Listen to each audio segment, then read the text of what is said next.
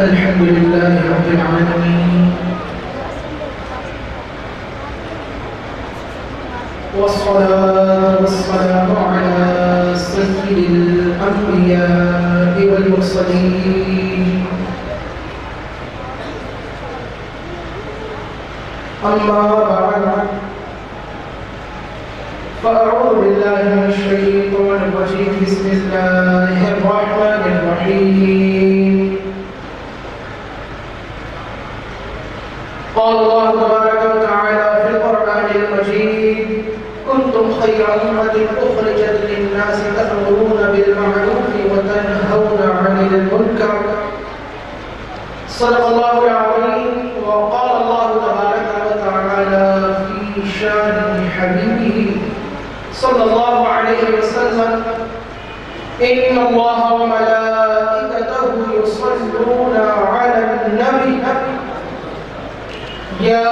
أيها الذين آمنوا صلوا عليه وسلموا تسليما.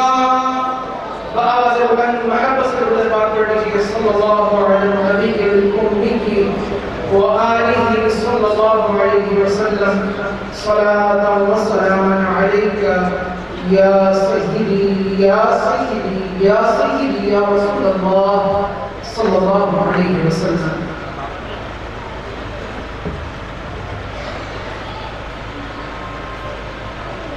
الحمدللہ ہم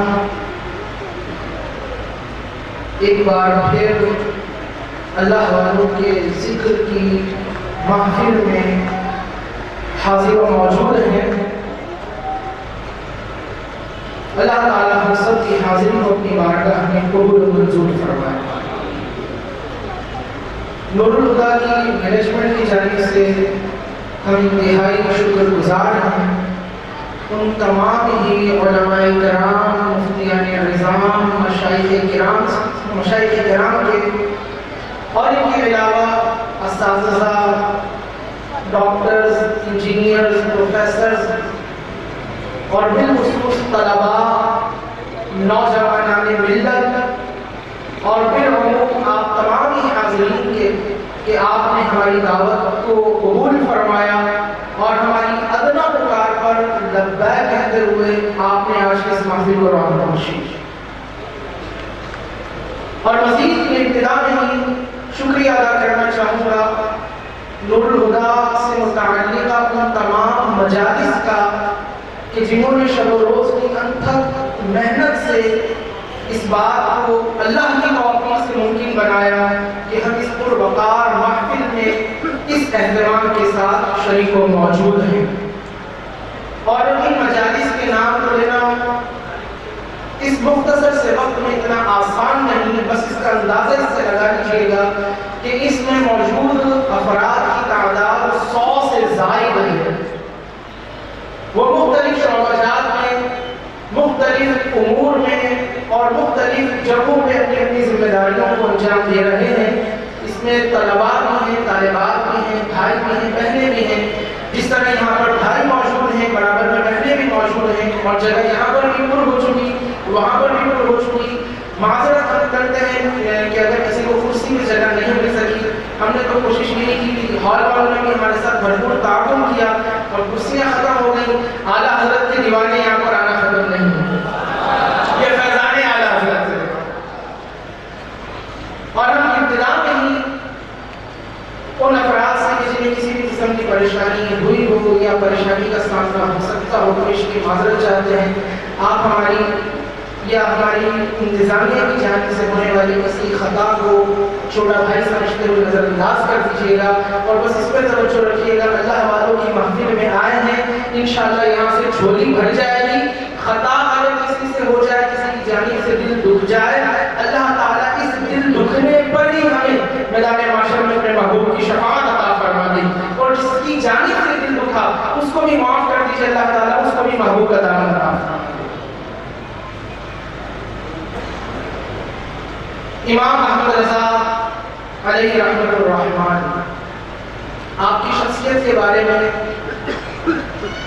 مختصر سے وقت میں کچھ کہنا یا پوری زندگی کچھ کہنا، یہ دونوں باتیں ہی ناممکن ہیں.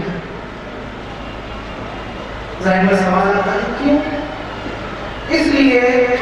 کہ امام احمد رضا علیہ رحمہ کی ذات، ان کے کمالات اور ان کی شخصیت میں موجود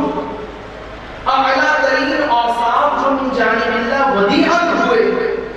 اس مختصر سے وقت میں ہم انہیں بیان نہیں کر سکتے، اور اگر اپنی پوری زندگی کوشش کرتے رہیں پھر بھی امام اہل سنت کو اللہ نے جو مختلف جہتیں عطا فرمائی تھی، علم کی، فن کی، اپنی پوری زندگی بھی اگر اس میں لگاتے تو تب بھی ان کا احاطہ کرنا ممکن ہے کہ اگر ہم کسی شخصیت کا تعارف کرائیں، کسی شخصیت کے بارے میں چند کلمات کہیں تو یہ علامہ ہے، یہ فلاں ہے، یہ فلاں ہے، یہ فلاں ہے، لیکن امام اہل سنت اگر آپ کا تقابل اس شخصیت سے کیا جائے تو ایک فرد جس کا تعارف کروایا جائے کہ یہ ڈاکٹر ہے اور یہ اپنی ڈاکٹری میں کتنا آگے بڑھ چکا ہے، اس کے بارے میں گفتگو کریں تو طویل وقت چاہیے۔ امام اہل سنت کو اللہ نے ایک فن میں مہارت نہیں بلکہ 50 سے زائد علوم میں مہارت تامہ اور وہ یہ پورا عطا فرمایا تھا کہ قیامت تک آنے والے لوگ امام اہل سنت کے اس کمال اور فضل کا خطبہ پڑھتے رہیں گے، اور پھر بھی امام اہل سنت کی وہ حقیقت جو اللہ نے ہمیں عطا فرمائی تھی یہ مجھ جیسا عدد طالب علم کبھی بیان نہیں کر سکتا۔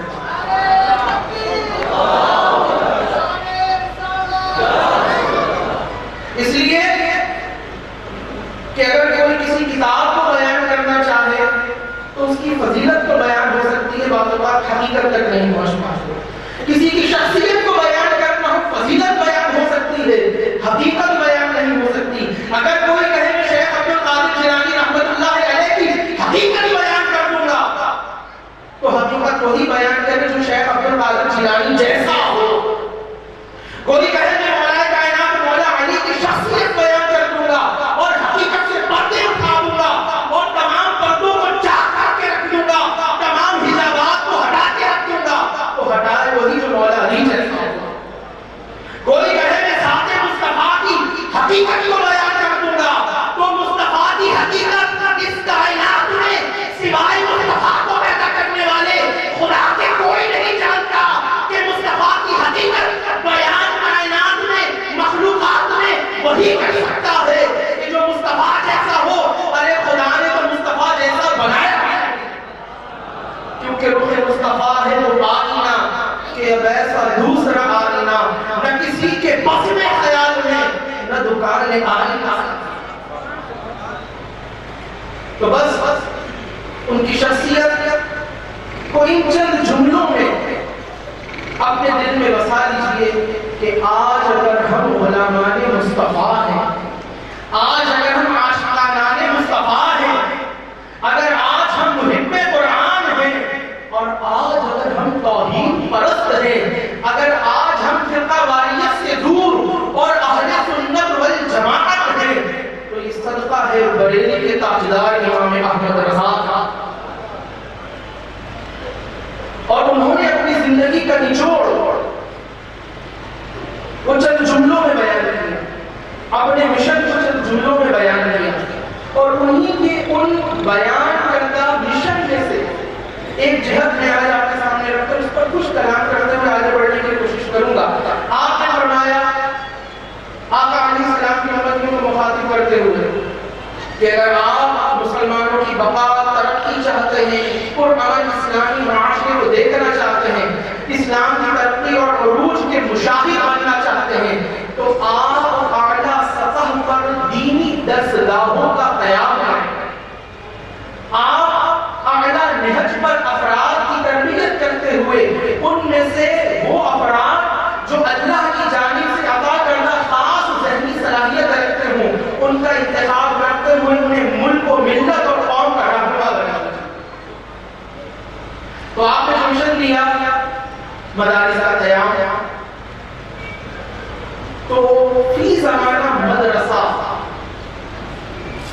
اس کے بارے میں لوگوں کے ذہنوں میں شکوک، شبہات، غلط خیالات اور منفی سوچ پائی جاتی ہے، اور مدرسے کا نام آتے ہی کسی سخت گیر مولوی صاحب کا تصور ابھرتا ہے، اور یہ خوف ہوتا ہے کہ ان سے سوائے مار کے اور کچھ نہیں ملے گا۔ لیکن یاد رکھیے یہ خوف ہمارے دل میں اس لیے آیا کہ ہمیں بعض اوقات ہمارے والدین کو تربیت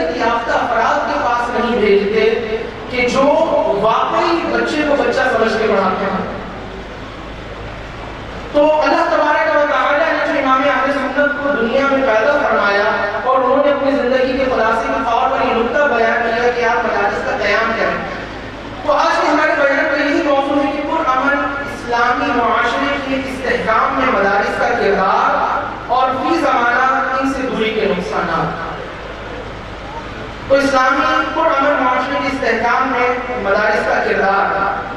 اگر اس کا جائزہ لیا جائے تو اسلامی معاشرے کی تشکیل یا تشکیل نو، آقا علیہ السلام نے مکے میں اعلان نبوت فرمایا، مدینے میں جب تشریف لائے وہاں اسلامی ریاست قائم ہوئی، اور وہیں سے اسلامی ریاست نے بڑھنا اور پھیلنا شروع کیا، اور اس کی سرحدیں وسیع سے وسیع تر ہوتی چلی گئی۔ تو اس اسلامی معاشرے میں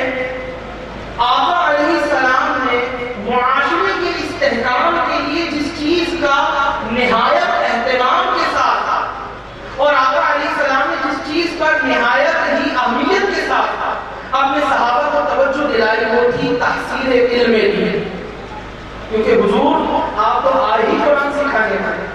آپ تو آئے ہی علم کی شمع روشن کرنے تھے، تو آپ نے اپنے صحابہ کرام کو علم عطا کیا۔ پھر صحابہ کرام ان کو حسب مراتب، بعض وہ تھے کہ جنہیں اپنی صحبت سے، توجہ رکھیے گا اس نقطے پر آخر میں انشاءاللہ اس بات پر ہم آتے ہیں، بعض وہ تھے کہ جنہیں حضور نے اپنی صحبت میں رکھا اور کچھ محنتیں، مشقتیں، ریاضتیں کروا کر ان کی حقیقت کو بدل دیا۔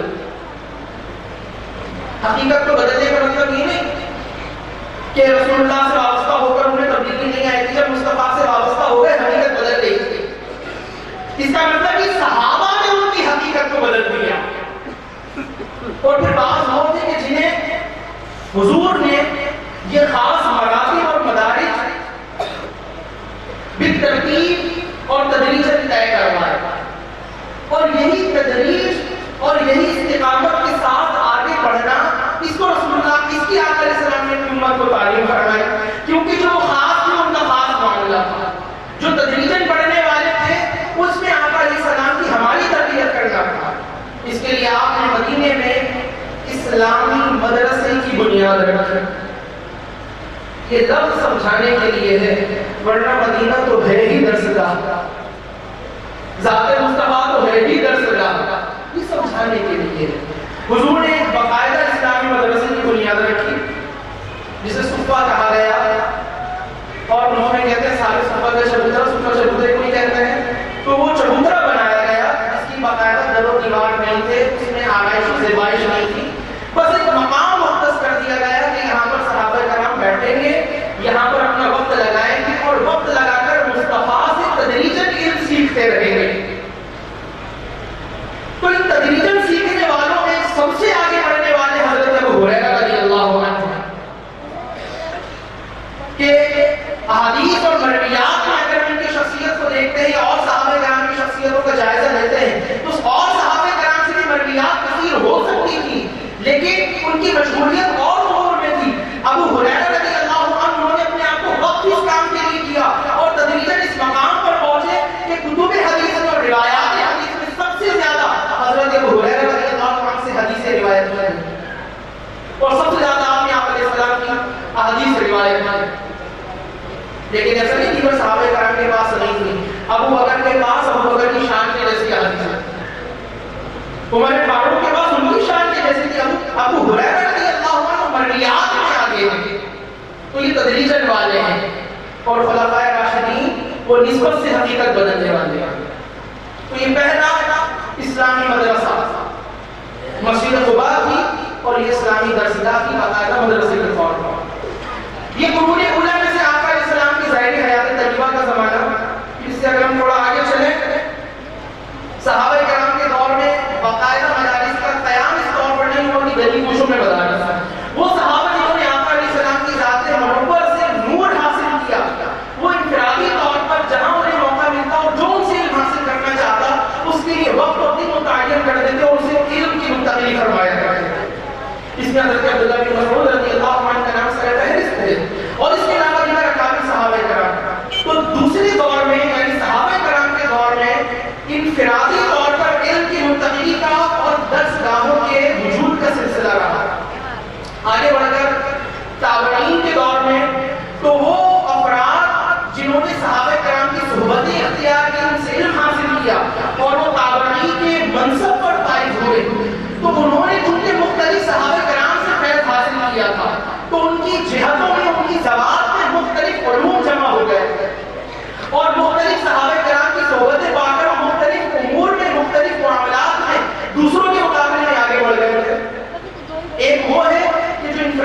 سیکھیں، ایک وہ ہے جو اجتماعی سیکھیں۔ پھر آگے بڑھتے ہیں تبع تابعین کے دور میں، تو تابعین نے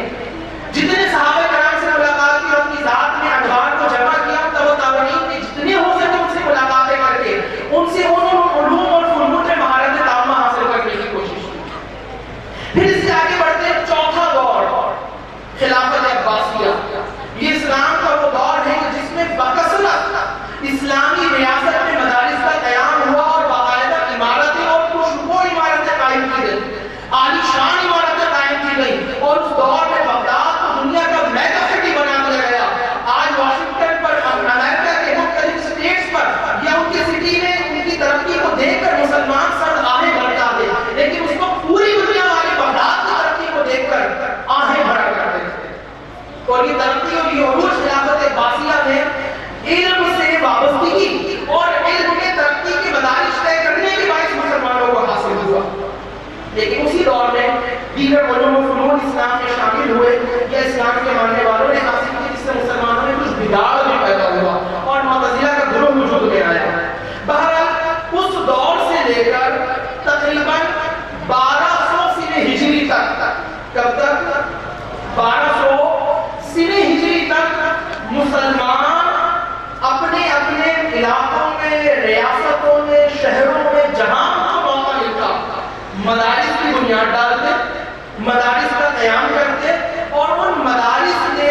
علم حاصل کرنے والے اور علم دینے والے یہ مختلف افراد ہوا کرتے تھے جو اپنی ذات میں دسیوں علوم میں مہارت رکھتے، اور ان کے پاس جب کوئی آتا اور خاص علم میں مہارت حاصل کرنا چاہتا پھر وہ دوسرے کے پاس پہنچتا، پھر اس کے بعد سفر سے، بادیہ نشینی سے اور دیگر طریقوں سے علم میں ترقی حاصل کی گئی۔ تو یہ 1200 تک مدارس کا قیام ہوتا رہا، اور ایک ایک فرد کے پاس وہ علم تھا، ایک ایک فرد کے اندر وہ علوم جمع تھے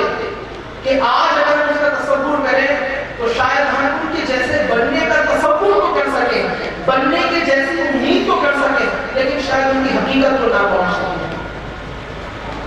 وجہ اس میں یہ بھی تھی کہ انہیں اسلامی ریاست کے سربراہ کی جانب سے، اسے آپ بادشاہ نہیں کہہ سکتے، خلافت کا سلسلہ موقوف ہو گیا تھا، اسلامی ریاست کے حاکم کی جانب سے امان حاصل ہوتی ہر جہت سے، اور سرپرستی حاصل ہوتی۔ تو 1200 صدی ہجری تک اسلام اور مدارس دینیہ اور علم دین سے وابستہ افراد یہ حکام کی سرپرستی میں رہ کر علم دین کی خدمت کیا کرتے تھے۔ آپ مشہور فتاوی عالمگیری جسے فتاوی ہندیہ بھی کہتے ہیں، سلطان عالمگیر رحمۃ اللہ علیہ، یہ ان کی محنتوں اور ان کی سوچ کی باریکی کا نتیجہ ہے کہ اتنی جزئیات کو جمع کر دیا، اور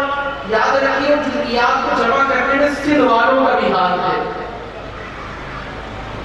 نظام الدین کھنڈوی رحمۃ اللہ علیہ کھٹے کے رہنے والے تھے،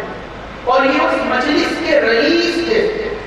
کہ جنہوں نے فتاوی عالمگیری میں مختلف کتب سے جزئیات جمع کی، اور آج بآسانی ہم مسائل کو حل کر لیتے ہیں، اور اگر شرعیہ کوڈ ہو یا شریعت کا نفاذ یا اسلامی شریعت کا نفاذ کیا جائے تو پھر وہاں پہ فتاوی عالمگیری کو ہی معیار بنایا جاتا ہے یا جائے گا انشاءاللہ۔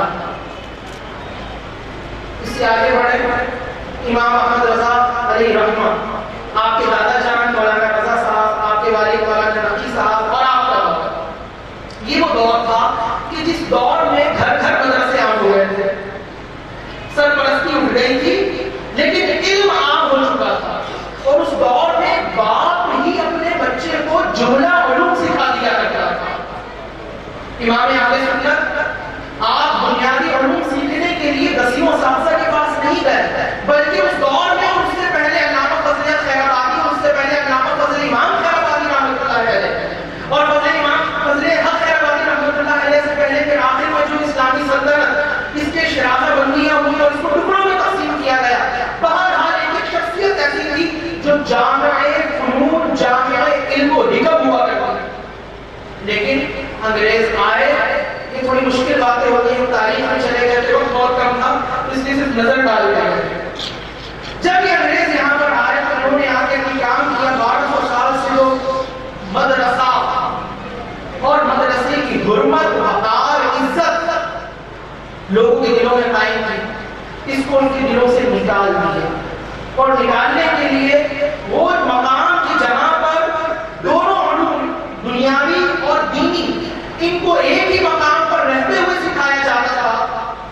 اس کو جدا کیا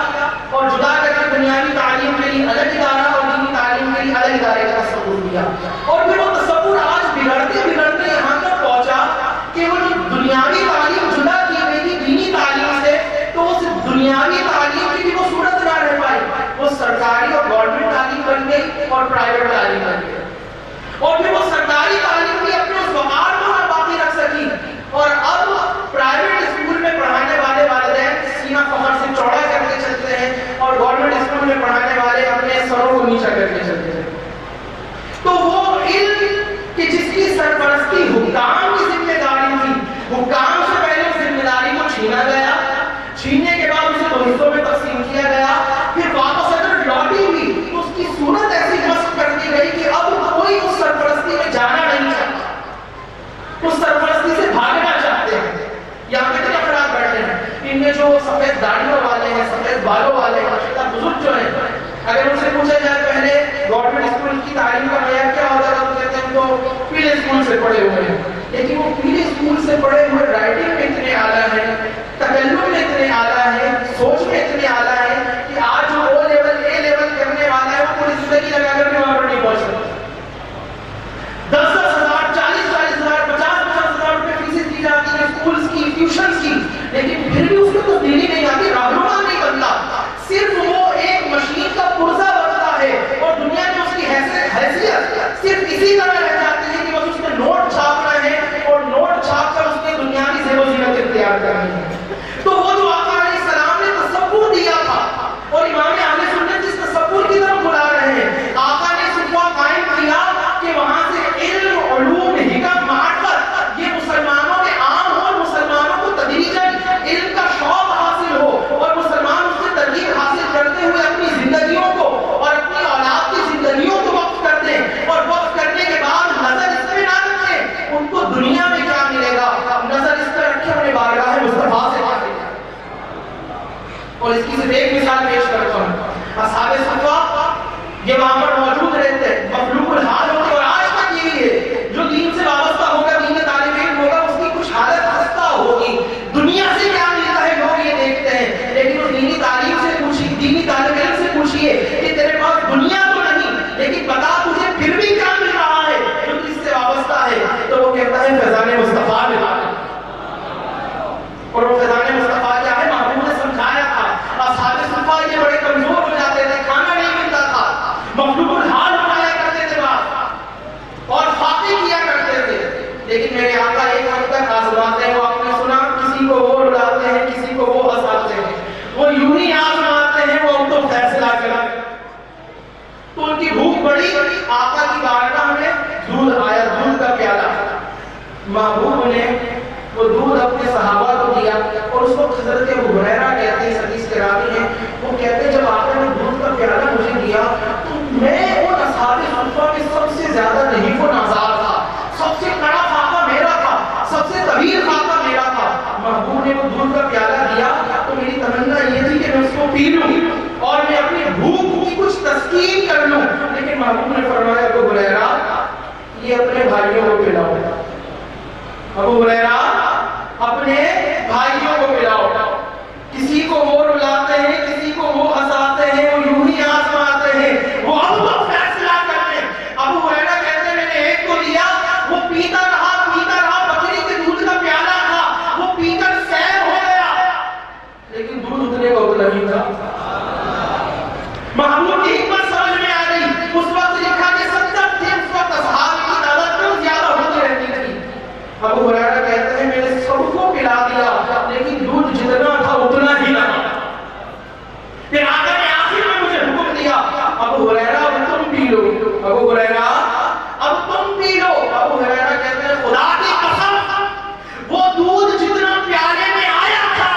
میں نے جن جن کو پلایا اس میں قطرہ برابر کمی نہ ہوئی، اور جب مصطفیٰ نے مجھے حکم دیا اور اس کو میں نے پیا وہ پیالہ جیسا تھا ویسا کا ویسا ہی رہا. تو جبھی تو کہا کہ وہ جناب ابو ہریرہ کیسا تھا وہ جام شیر. دنیا والے کہتے ہیں دین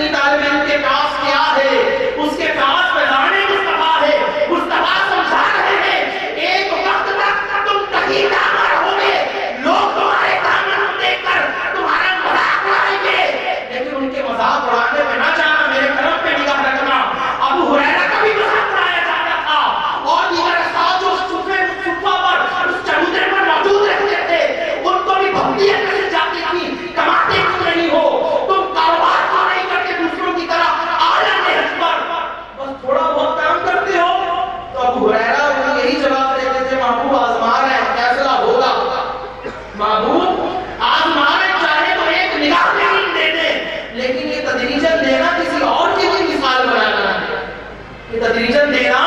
کسی اور کے لیے مثال بنانا ہے، تو کیوں جناب ابو ہریرہ کیسا تھا وہ جام شیر جس سے 70 صاحبوں کا دودھ پھر گیا، اتنا اللہ کے نبی نے عطا کیا کہ اب کسی کی عطا کی ضرورت نہیں۔ تو یہی وہ افراد ہیں جب دنیا سے جاتے ہیں، ان کے چہروں کو دیکھ کر خدا یاد آ جاتا ہے، ان کے چہرے مرنے کے بعد پھر اٹھتے ہیں۔ بشر ہم بھی ہیں، بشر غلبات بھی ہیں، بشر علماء بھی ہیں، خطائیں ہوتی ہیں، لیکن اللہ درگزر کرنے والا ہے، وہ بھی دنیا کی ہی باسی ہیں۔ لیکن بس یہ تصور ہم نے آپ کو دینا تھا کہ مدارس کا اسلامی پرامن معاشرے کے استحکام میں کیا کردار رہا، اور آج اس کردار کو اس طور پر مسخ کر دیا گیا، لیکن اس کے باوجود یہ مسخ شدہ جو کردار پیش کیا جا رہا ہے، جو حقیقی مدارس دینیہ ہیں، ان کا کام حقیقی کچھ اور ہے، بمبار کوئی اور بناتے ہیں، لیکن محبوب کے نام پر منڈنے کا جذبہ کوئی اور ہوتا ہے، حوروں کی تڑپ میں کوئی اور پڑتا ہے، مصطفیٰ کے رخ زیبا کو مصطفیٰ کے رخ زیبا کے دیدار کی تڑپ میں کوئی اور پڑتا ہے۔ جنت کا طالب ہونا بھی اچھا ہے، جنت والے کا طالب ہونا بہت اچھا ہے۔ تو آج بھی اگر ہمیں مدارس دینیہ سے وابستہ ہوں گا، فرق دیکھیے ہوا یہ کہ اس 1200 سالوں راج تک پہنچتے پہنچتے دنیا کی تعلیم والا الگ نکل گیا، دینی طالب علم والے کو الگ کر دیا گیا، شور مچایا جاتا ہے دینی دنیا کی تعلیم ایک جگہ ہو جائے، لیکن کوشش کون کر رہا ہے؟ کوشش آج بھی وہی کر رہے ہیں جو دینی تعلیم کا بیڑا اٹھائے ہوئے ہیں۔ آپ ہماری اکیڈمی میں آ کر دیکھیں، اس کے علاوہ جو علماء کرام ماشاءاللہ محنتیں کر رہے ہیں، ہماری شروع سے یہی کوشش تھی، یہ اورنگی کام اور بالخصوص دادا نگر جیسی کچی پسماندہ آبادی، یہاں پر ابتداءً جو پورا میں طالب علم آیا 5 سال میں اس کو یہی سمجھانے کی کوشش کی کہ بھائی آپ نے میٹرک نہیں کیا، آپ میٹرک کرو، جتنا بن پڑھ سکتا ہے اکیڈمی آپ کے ساتھ تعاون کرے گی۔ حالانکہ اکیڈمی کے پاس کچھ نہیں ہے، لیکن نگاہ خدا کی رحمت پر ہے، پیارے مصطفیٰ کی مٹی نظر پر ہے، تو وہ جو اپنی تعلیم چھوڑ چکے تھے، جنہوں نے بعض اوقات اسکول نہیں دیکھا، الحمدللہ وہ میٹرک کر چکے، کوئی انٹر میں پہنچ گیا، کوئی بی اے کر چکا، کوئی ماسٹرز کر رہا ہے۔ یہ کیا تھا؟ جو دینی تعلیم کو لے کے چل رہے ہیں، وہ آج بھی دنیا کی تعلیم ملا رہے ہیں اس سے کہ فرسودگی کا کوئی انہیں الزام نہ دے، فرسودگی کا ٹھپا کوئی ان پر نہ لگائے۔ لیکن ذرا غور کیجئے ہم کیا کر رہے ہیں؟ ہم نے اولاد کو صرف دنیاوی تعلیم دلائی، دینی تعلیم سے اسے مکمل دور کر دیا، اور جب دور کیا تو جو معاشرے میں امن قائم کرنے والا مقام تھا، معاشرے کو پیغام امن دینے والی جگہ تھی، چاہے وہ صوفیاتی خانقاہ ہو، چاہے وہ علماء کے مدارس ہو، جب ہم نے وہاں بھیجا نہیں، معاشرے میں فساد بڑھ رہا ہو، اور فساد بھی 3 طرح کا، وہ فساد درود پاک پڑھیں تقسیم کیا جا سکتا ہے۔ ایک فساد انفرادی ہے، ایک فساد عالمی ہے، اور ایک فساد اجتماعی ہے۔ اگر ہم اس دوری کی بنا پر انفرادی خرابیاں دیکھیں تو شخصیت میں جتنی بھی خرابیاں ہیں، دیکھیے ہمارا یہی تصور ہے کہ شخصیت اور ایک فرد سے معاشرہ بنتا ہے، فرد کی خرابی معاشرے کی خرابی معاشرے پر اثر انداز ہوگی، فرد کی اچھائی معاشرے پر اثر انداز ہوگی، اچھائی یہاں کی وہاں پہنچے گی، یہاں کی خرابی وہاں پہنچے گی، لیکن دوری کی بنا پر جو خرابیاں تھیں، انفرادی طور پر جو خرابیاں انسان کی شخصیت میں پروان چڑھنے لگی، انسان کی شخصیت میں پلنے لگی، پرورش پانے لگی، تو پھر ان خرابیوں نے معاشرے میں بھی ایک وقت آیا کہ اپنا اثر دکھانا شروع کیا، اور وہ انفرادی خرابی آئینی خرابی کی طرف لے گئی، اور وہ آئینی خرابی اجتماعی خرابی کی طرف لے گئی۔ اگر ایک صورتحال دیکھیں، معاشرے میں کرپشن، معاشرے میں حقوق کی عدم تقسیم اور معاشرے میں انصاف کی عدم فراہمی، معاشرے میں حقوق اور مساوات کا برابر تقسیم نہ ہونا، اگر اس خرابی پر نگاہ کی جائے تو یہ انفرادی حیثیت سے نکلتی ہے۔ کرپٹ وہ ادارہ نہیں ہوتا، کرپٹ وہ ایک فرد ہوتا ہے۔ کرپشن ادارہ نہیں کرتا، کرپشن فرد کرتا ہے، فرد کی خرابی ادارے پر ہوتی ہے۔ ایک مچھلی پورے تالاب کو گندا کرتی ہے تو مچھلی پہلے خود گندی ہوئی نا، تو اگر اس گندگی کو صاف کرنے والے ہوتے وابستہ افراد تو اس گندگی کو باقی نہ رہنے دیتے، لیکن جب ہوا ایسا کہ گندگی پیدا کرنے والا اور معاشرے میں فساد لانے والا اور اس فساد کو قبول کرنے والے زیادہ تھے، تو پھر اچھائی معاشرے کی غلطی چلی گئی۔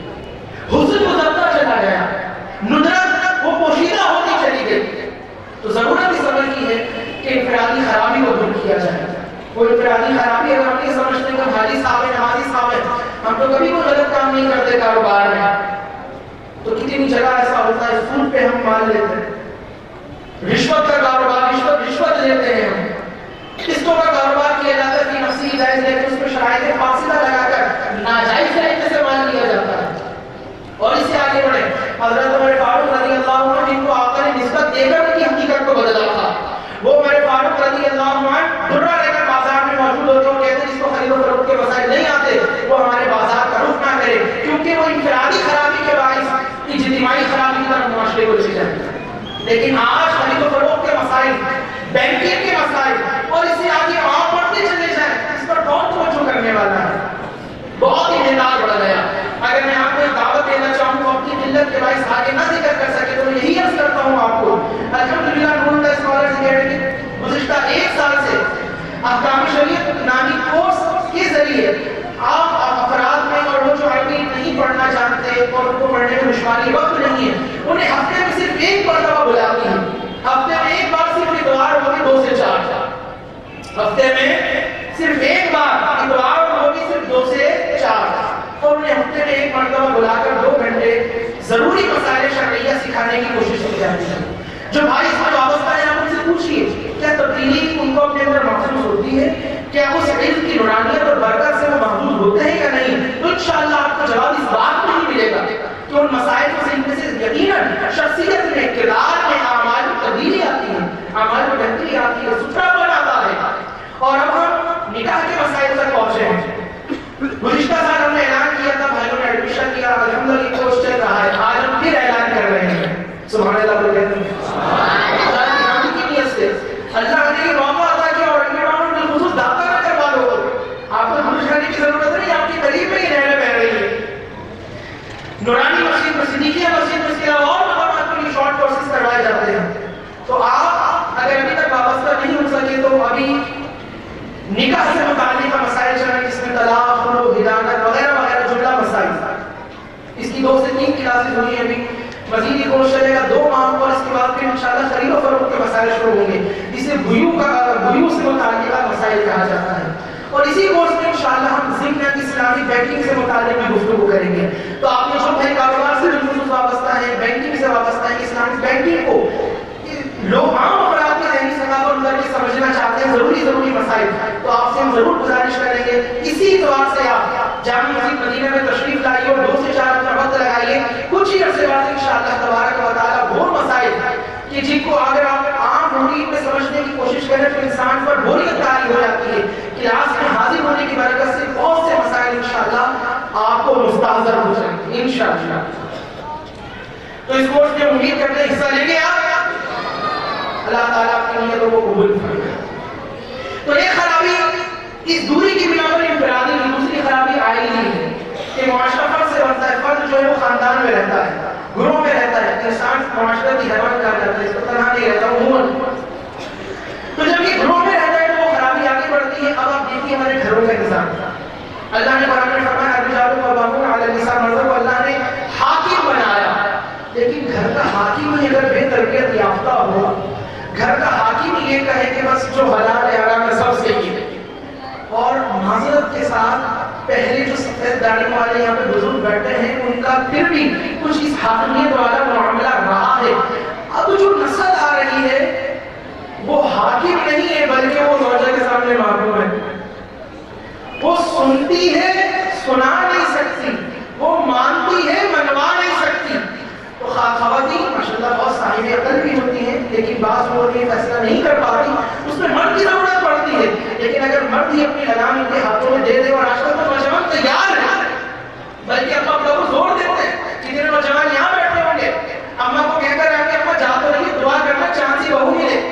تو وہ اپنی لگامیں دینے کے لیے تیار ہیں، لیکن وہ لگامیں جب دے دیں گے تو جن کے ہاتھ میں دوسروں کی لگام ہونی چاہیے تھی، وہ اگر خود ہی کسی کی لگام بن جائے اور ان کی لگام کسی کی اور کے ہاتھ میں آ جائے تو معاشرہ کیسے بہتری کی طرف جائے گا؟ پھر اولاد کی تربیت بہت سے فیصلے ایسے ہوتے ہیں، تو اس تفصیل میں نہیں جاتے، لیکن یہ خرابی انفرادی سے بڑھ کر آئینی خرابی ہوتی ہے، خاندانی خرابی کا روپ دھارن کرتی ہے، اور پھر خاندان میں آپ دیکھیں کتنے ایسے افراد ہیں بڑے بزرگ جنہیں بزرگ کہا جاتا ہے لیکن انہیں بوڑھا کہا جائے تو بہت اچھا ہے، خاندانوں میں انہیں بوڑھا کہا جاتا ہے اور ہم اپنے اسلام میں خاندان کا چودھری صاحب کہتے ہیں،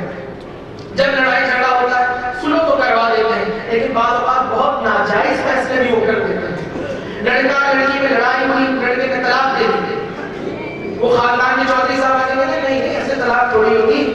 ارے ہم نے دھوپ میں بال تھوڑی سفید کی ہے, ہم تو انڈیا سے کرتے چلے آ رہے ہیں, ہم تو انڈیا سے دیکھتے چلے آ رہے ہیں. صرف اتنا سے کہہ دینے سے طلاق طلاق ہوگی, طلاق تو لکھ کر ہوتی ہے, زبان سے کہتے سے تھوڑی ہوتی. اللہ معاف کرنے والا ہے.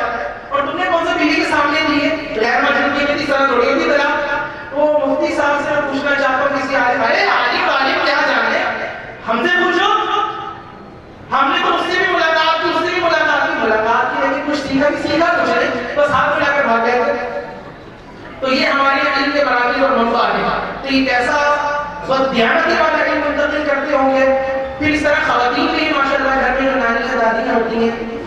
یہ کر لو, گھر میں انتقال ہو جائے, میت ہو جائے, تو پھر ان کی پوری ایک لسٹ نکل آتی ہے, یہ کر سکتے ہیں, یہ نہیں کر سکتے, یہ کر سکتے ہیں, یہ نہیں کر سکتے. شادی کا معاملہ ان کو یاد کر کے بیٹھی ہوتی, چھریاں چاقو اور پوری تلواریں اور تیر نیزے بھالے. لڑکیاں کیا سے یہ آئے گا, لڑکی کیا سے یہ جائے گا, وہاں سے یہ آئے گا, وہاں سے یہ جائے گا. تو یہ جہیز اور یہ ساری چیزیں لڑکی والوں پر تب لازم ہے کہ لڑکے کے اماں ابا کو سوٹ دیں,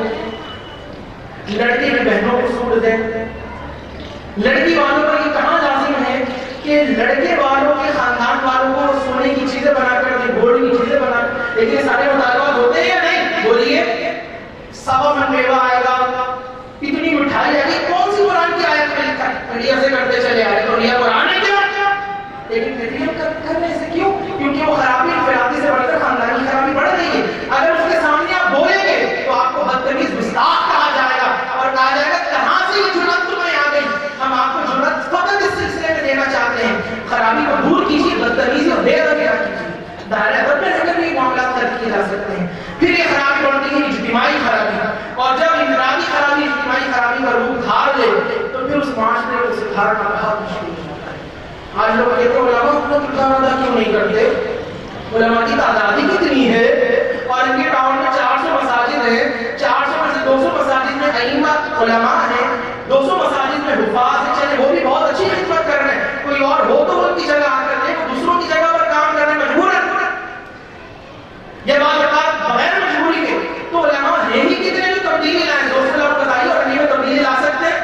آپ کا نہیں لا سکتے. یہاں پر بھی کوئی اتنے افراد جمع ہو گئے, ان افراد کو جمع کرنے کے لیے مال لگتا ہے. اللہ کے نبی نے فرمایا آخری دور میں دین کا کام درہم و دینار سے ہوگا. ہر ایک کی آپ کی استعداد نہیں ہوتی, آپ یہاں پر موجود ہیں, یہ سب فری میں نہیں ہو رہا. اس کے پیچھے تقریباً لاکھ سے 1.25 لاکھ روپے کا خرچ ہے. جس طرح پھر اس پروگرام میں بیٹھ کر دین سننا ہے, اگر بغیر مال خرچ کے دین سنانے کے لیے بلائے تو لوگ دین سننے کے لیے تیار نہیں. خرابی نہیں بڑھتی بڑھتی. تو وہ انفراد سے اجتماعی خرابی, اور پھر یہ اجتماعی خرابی اگر بدعقیدگی کا روپ دھار لے تو پھر اس معاشرے کے اندر آفتیں, مصیبتیں اور رب کی پکڑ آتی ہے. وہ اجتماعی طور پر نہیں آتی, لیکن گروہی اور طبقاتی طور پر ضرور آتی ہے, انفرادی حیثیت میں ضرور آتی ہے. اور آج ہمارا معاشرہ رب کی پکڑ میں ہے, رب کی گرفت میں ہے. ہم تو مصطفیٰ کے صدقے بچے ہوئے ہیں, مصطفیٰ کی صدقے ہم پہ کر رہے ہیں, ورنہ اپنی ذات میں کسی بھی کمال کوئی نہیں. یہ مصطفیٰ کے صدقے ہمیں عافیت نصیب ہوئی ہوئی ہے صلی اللہ علیہ وسلم. تو یہ خرابی وہ خرابی تھی جو امام اہل سنت رحمۃ اللہ علیہ کے دور میں پیدا کرنے کی کوشش کی گئی, اور ایک انفرادی حیثیت سے جو انگریز تھے ان کی ایک مخصوص ٹیم تھی. اس ٹیم نے اس خرابی کو, علماء کو جو بددیانت اور خائن افراد تھے, ان خائن افراد کو خرید کر, ان دنیا کے کتوں کو دنیا کی خرید دولت دے کر آقا علیہ السلام کی شان میں گندے کلمات کہنے پر ابھارا. اور انہوں نے وہ کوششیں کی, اور کوشش میں اپنی کامیاب انہیں لگتا تھا ہو جاتے, لیکن خدا نے ہر دور میں ایسے بددیانت اور خائن لوگوں کے لیے مصطفیٰ کے غلاموں کو دنیا میں ضرور بھیجا ہے. جسے آقا نے فرمایا, روایت میں آیا کہ ہر صدی کے اختتام پر مجدد آتا ہے. تو خدا نے اس صدی کے اختتام پر امام محمد رضا علیہ رحمہ کو مجدد رہنا کر دیا. اور امام محمد رضا علیہ رحمہ وہ لوگ جو بددیانتی کرنا چاہتے تھے اور عقائد میں خرابی لانا چاہتے تھے, ان کو ایسا جواب دیا, وہ کوششیں تو کرتے رہیں گے لیکن انشاءاللہ کوشش میں کامیاب کبھی بھی نہیں ہو سکتے, کیونکہ دل کے رضا ہے خنجر خونخوار بد برا, آدھا فکر کہہ دو خیر منائے نہ شر کرے. وہ رضا کے نیزے کی مار ہے کہ عدو کے سینے میں خار ہے. یہ وار سے پار ہے, یہ وار سے پار ہے. تو امام اہل سنت کا جو وار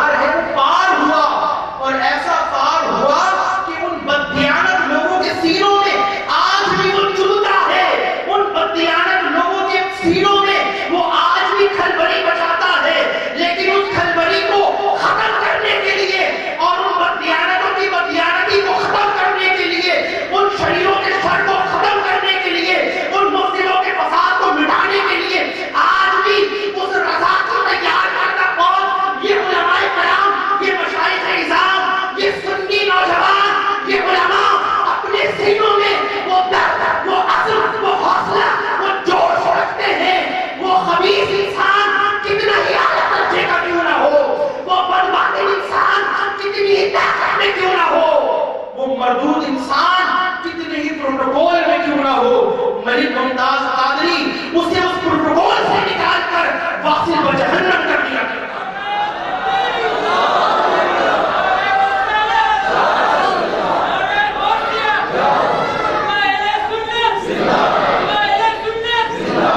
تو یہ انفرادی خرابی بڑھتی رہے گی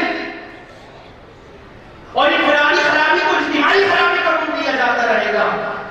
لیکن تو گھٹائے سے سیکھے نہ گھٹا ہے نہ گھٹے گا۔ جب بڑھائے تجھے چاہنے والا اللہ تیرا، خدا نے فرما دیا محبوب کو ورفعنا لک ذکرک، محبوب ہم نے آپ کے لیے آپ کا ذکر بلند کر دیا۔ صوفیہ کہتے ہیں محبوب کا ذکر بھی بلند کیا، جو محبوب سے وابستہ ہو اس کا ذکر بھی بلند کیا، جو مصطفیٰ کے در کا غلام ہوا اس کا ذکر بھی بلند ہو گیا۔ امام احمد رضا علیہ رحمہ کا نام اس لیے لے رہے ہیں کہ وہ مصطفیٰ کے در کے غلام بن گئے تھے، تو جو اس در سے وابستہ ہوتا ہے وہ بھی بلند ہو جاتا ہے۔ لیکن بعض کوئی بلندی کھٹکتی ہے، بعض کوئی بلندی پریشان کرتی ہے، اور وہ اسلامی نبالے میں بعض اوقات آ کر لوگوں کو وساوس اور شکوک میں مبتلا کرنا چاہتے ہیں۔ تو یاد رکھیے یہ داڑھی، امامے، جبے، دستار، یہ سب چیزیں ہوں، داڑھی ابو جہل کی بھی بہت بڑی تھی، داڑھی ابو لہب کی بھی بہت بڑی تھی، لیکن ان بڑی داڑھیوں نے کبھی ابو جہل اور ابو لہب کو جہنم کی آگ سے نہیں بچایا، نہ بچا سکتی ہیں۔ اگر بچانے والی کوئی شے ہے تو وہ خدا کی ذات پر کامل بھروسہ، توحید کا اقرار اور مصطفیٰ صلی اللہ علیہ وسلم کی رسالت کا اقرار کرنا، یہ چیزیں بچانے والی ہیں۔ اور ان سے وابستہ اگر اشیاء ہیں تو ان کا بھی اسی طرح ادب کرنا پڑے گا جس طرح ادب کرنے کا حکم دیا گیا۔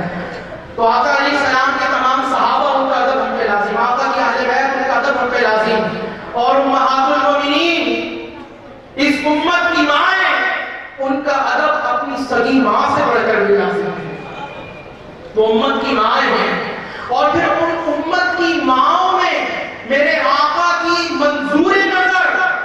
حضرت سیدتنا عائشہ صدیقہ طیبہ طاہرہ مفتی مدینہ رضی اللہ عنہا، ان کی ناموس پر ہماری عزتیں، ہماری جانیں، ہمارے خون کا قطرہ بھی نہیں تھا، تو ان کا ادب کرنا بھی ہم پہ لازم ہے۔ اگر کوئی کہے معاذ اللہ کہ عائشہ ارے ہائے ہائے غضب ہوا، عائشہ کو تو رسول کی صحبت بھی نہ بدل سکی، عائشہ تو رسول کے پاس رہتے بھی نہ بدل سکی، تو بدبخت ایسا شخص جو کہے کہ جس عائشہ کو رسول کی صحبت نہ بدل سکی اور وہ لوگوں کو کہے میرے قدموں میں بیٹھو تم کو میں بدلوں گا، میرے قدموں میں بیٹھو میں تمہیں بدلوں گا، اور مجھ سے اور میرے جیسوں سے وابستہ ہو جاؤ، ناچنے گانے والیاں اپنا ناچنا گانا چھوڑ کر اس کی صحبت اور قدموں میں آ کر بدل جاتی ہیں، تو وہ بدل گئی، لیکن عائشہ کو مصطفیٰ کی صحبت نے نہیں بدلا۔ اس میں نقص کس کا ثابت کرنا چاہ رہے ہو؟ ارے عائشہ کا یا مصطفیٰ کا؟ ابتدا میں عرض کیا مصطفیٰ کی صحبت وہ صحبت ہے، حضور جس کو نسبت عطا کر دے اس کی حقیقت بدل جاتی ہے، حضور جس میں توجہ ڈال دے اس کی ذات میں انتہا برپا ہو جاتا ہے۔ حضرت عائشہ کو منظور نظر مصطفیٰ ہے، اور آپ کیسی منظور نظر ہے اس کو ہم کچھ آگے بیان کریں گے، لیکن حضور کی نسبت انقلاب برپا کرتی ہے اور حقیقت بدل دیتی ہے۔ اس جملے کو میرے ساتھ بولیے گا، حضور کی نسبت حقیقت کو، انسان کی حقیقت تو بہت دور ہے، بے جان چیزوں کی حقیقت بھی آقا علیہ السلام کی نسبت بدل دیتی ہے۔ حضور کے صحابی کہتے ہیں ایک دفعہ کسی جگہ دعوت میں تھے، وہاں پہ ایک صحابی کو انہوں نے کہا دسترخوان لاؤ، دسترخوان کے ساتھ رومال بھی لیتے آنا۔ جب رومال کی خدمت میں پیش کیا گیا تو تیزی کے ساتھ روایت پڑھوں گا، رومال کچھ میلا لگا تو انہوں نے اپنی کنیز سے کہا رومال کو لے جاؤ اور لے جا کے تندور میں ڈال دو۔ کہتے رومال کو